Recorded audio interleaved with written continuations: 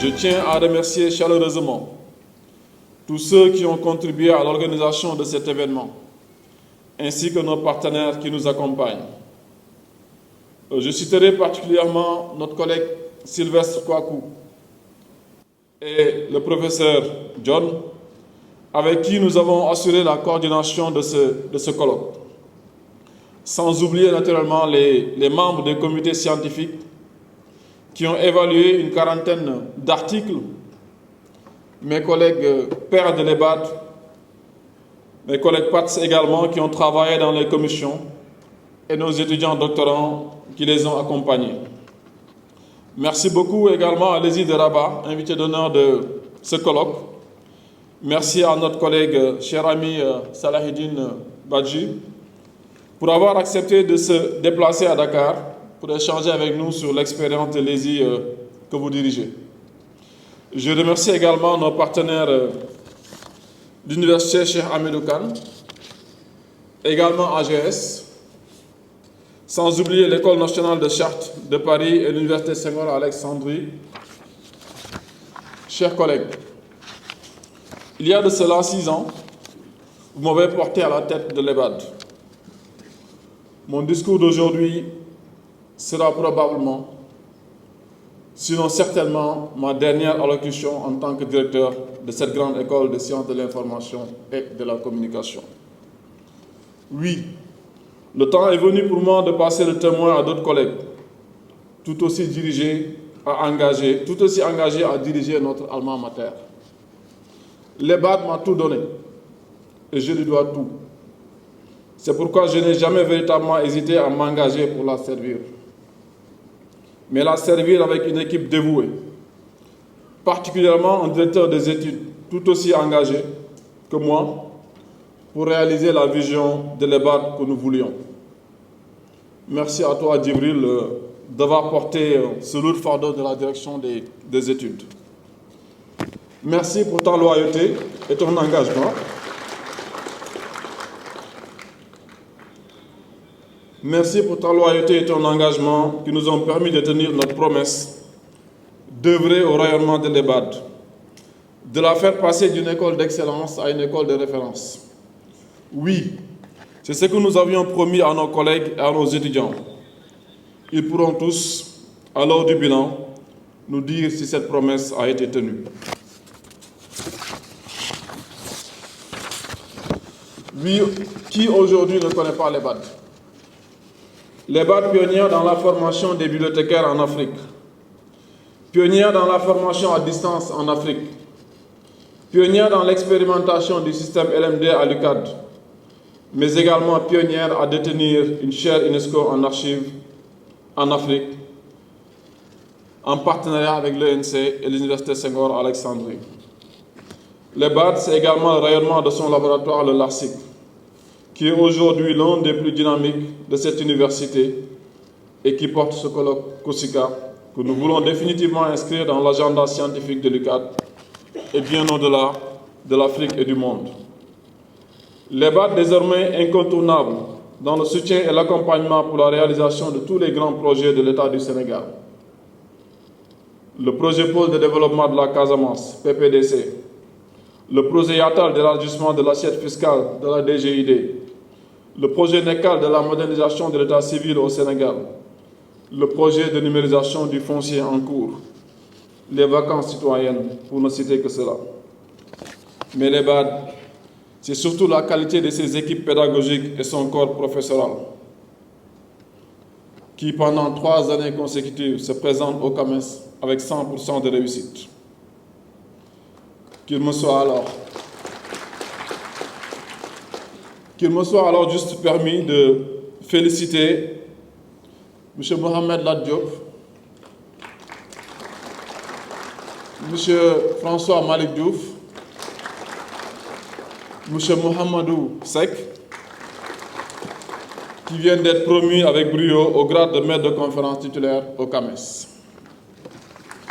Je remercie par ailleurs nos collègues chefs de département de l'EBAD, l'ensemble des pairs et parties qui nous ont accompagnés, nos doyens retraités, sans oublier naturellement nos chers étudiants, nos alumni, les associations professionnelles, nos collègues doyens et directeurs centraux et particulièrement les deux recteurs avec qui j'ai travaillé. Je voudrais parler du recteur Ibrahim Tchoub et du professeur Ahmadou Alimbaye. Rassurez-vous, je ne ferai pas ici le bilan de 6 ans de direction à l'EBAD. Je tenais juste à en souligner les grandes lignes et surtout remercier tous ceux et toutes celles qui nous ont permis de matérialiser notre vision, qui, loin d'être achevée, pourra certainement nourrir la réflexion et les projets de la nouvelle équipe qui dirigera l'EBAD dans quelques semaines.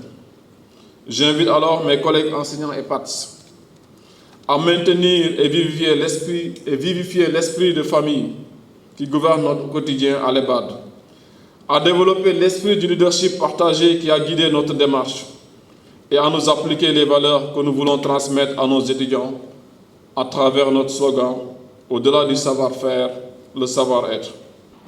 C'est avec un grand honneur qu'en ma qualité de directeur du Centre d'études des sciences et techniques de l'information CESTI, représentant le recteur de l'Université Cheikh Anta Diop de Dakar, je vous souhaite la bienvenue à cette première édition du colloque sur les sciences de l'information et de la communication en Afrique, COSICA 24, dont le thème est les sciences et métiers de l'information et de la communication à l'épreuve de l'intelligence artificielle. Notre université, fidèle à sa tradition d'excellence et d'innovation, est fière d'accueillir un événement scientifique d'une telle envergure qui aborde l'un des défis majeurs de notre époque. L'intelligence artificielle, loin d'être une simple évolution technologique, représente une véritable révolution dans la manière dont nous créons, gérons et diffusons l'information. En effet, l'avènement de l'IA pousse à réévaluer et à repenser les paradigmes dans les différentes sciences, au rang desquelles les sciences de l'information et de la communication. L'automatisation des tâches, l'analyse des données à grande échelle et les algorithmes de recommandation modifient radicalement les paysages professionnels. Comme le disait Amadou Hampâté-Bâ, en Afrique, quand un vieillard meurt, c'est une bibliothèque qui brûle. À l'ère de l'IA, nous avons l'opportunité de préserver et de valoriser notre patrimoine culturel comme jamais auparavant. Mais cela soulève aussi des questions importantes sur la propriété intellectuelle, la protection des données personnelles et la préservation de notre diversité culturelle. Dans les domaines du journalisme et de la communication, l'intelligence artificielle offre des outils puissants pour la collecte des données et l'analyse de l'information. Mais elle soulève aussi des défis éthiques majeurs, notamment en termes de vérification des faits et de lutte contre la désinformation. L'IA soulève aussi autant d'opportunités que de défis pour vos champs disciplinaires et vos sphères professionnelles. Et quand je dis vos, je pense que vous comprenez également, je m'inclus dedans. Elle vous oblige à repenser vos pratiques, vos méthodes et même la nature de l'information. Mais, loin d'être une menace, elle peut devenir un formidable allié si nous savons en maîtriser les usages de manière éthique et réfléchie. Il me semble que c'est bien là l'un des objectifs de ce colloque, le COSICA, qui, à travers 6 axes thématiques majeurs, voudrait ouvrir le débat sur la question centrale de la déshumanisation des métiers induite par l'IA. Devons-nous craindre ce phénomène ou au contraire y voir une opportunité de recentrer nos efforts sur des tâches à plus haute valeur ajoutée où la créativité et le jugement humain restent irremplaçables? L'université Cheikh Anta Diop, en tant qu'institution académique et de recherche leader en Afrique francophone, a un rôle essentiel à jouer dans ces débats. Les chercheurs, dans une approche de collaboration interdisciplinaire, devront non seulement chercher à comprendre et maîtriser ces technologies, mais aussi à appréhender les phénomènes engendrés par ces systèmes d'intelligence artificielle pour, in fine, contribuer à façonner leur développement et leur utilisation de manière éthique et responsable. Je suis fier de voir notre université participer à ces réflexions cruciales. Je suis particulièrement heureux de constater la dimension internationale de ce colloque. La présence parmi les communicants et communicantes de chercheurs et de professionnels venant de différents pays, notamment d'Afrique francophone, du Maghreb, de la France et des Caraïbes, témoigne de l'importance de ces réflexions pour nos sociétés dans leur diversité. J'en profite d'ailleurs pour saluer l'ensemble des enseignants et des chercheurs présents ici dans le cadre de cette activité scientifique. Je vous invite donc, au cours de ces 3 jours, à faire preuve d'audace intellectuelle, d'esprit critique et de créativité. N'hésitez pas à remettre en question les certitudes et à imaginer de nouvelles possibilités. Avant de conclure, je tiens à remercier chaleureusement l'école de bibliothécaires, archivistes et documentalistes de l'Université Cheikh Anta Diop et son laboratoire de recherche, le LARCIC, laboratoire avec lequel nous partageons la formation doctorale au niveau de Ethos.